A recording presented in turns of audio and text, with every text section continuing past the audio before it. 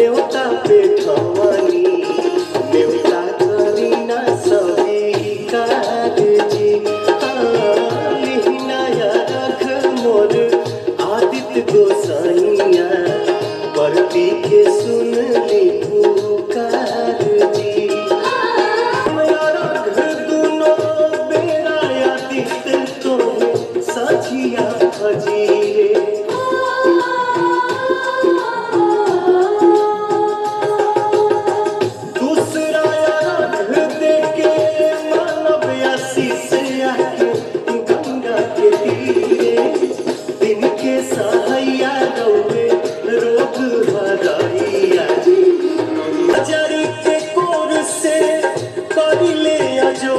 जग रंग से जगेला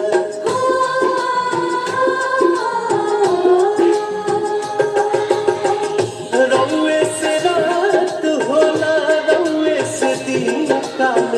चक्र चलेला हर साल करब बरत आई छठी घटिया न्योता पेठवानी